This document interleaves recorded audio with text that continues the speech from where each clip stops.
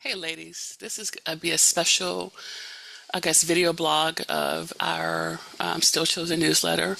I thought it'd be good to do a different one for Mother's Day, and just to share in this wonderful day with myself, obviously my mother, and all of you who are mothers.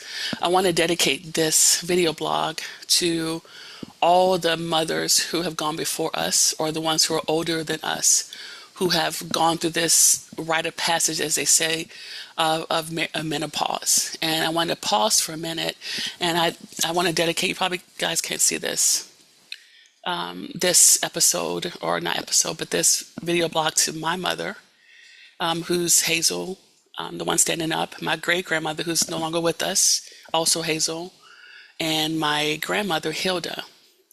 I want to dedicate this to them because I know they would say for sure that the time that they grew up, that this topic of menopause was not talked about with fidelity, understanding women's bodies and how we transition, not just through our cycles and having births and then getting married and our sexual experiences and all those things, but also how menopause affects us on many levels. So as we celebrate Mother's Day, whether your mother is still with you, or she's no longer with you, or you have issues with your mother, I want you to keep in mind that she also, too, went through this stage that we're going through. And I think as I sit back and think about my mother and some of the things that she's gone through, and not realizing that it could have been even connected to menopause, shows how our society has changed, and the information that we have as women to realize that, no, we don't have to just suffer through. And no, menopause is not just about hot flashes. It's about our brain health. It's about our bone health. It's about our sexual health. It's about our spiritual health. And so as I sit here and reflect on the years that my mother particularly has poured out in me, and how she's even still here, 72, and she's been able to be the best person without any support, but know what I know now, and know what we know now about women's bodies, how much better her life could have been if she would have had the other support that we now have.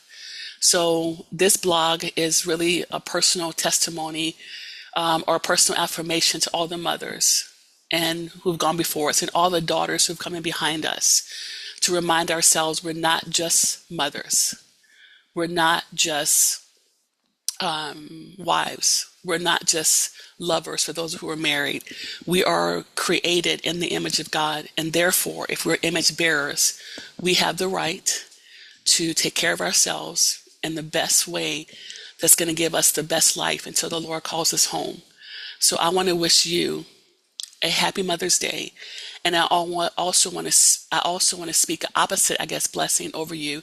The woman with the issue of blood says she has suffered at the hand of many physicians. I'm not against physicians at all, and definitely love doctors. But I also want to hope, and I want to give you the same prayer that she did, that she said that once she touched the hem of Jesus, she was made whole. So I hope that this Mother's Day, you will touch the hem of Jesus, and he will give you the tools that you need to be whole in this season, not just spiritually, but physically, mentally, and emotionally. Happy Mother's Day, sisters, mothers and wives, friends. Love you.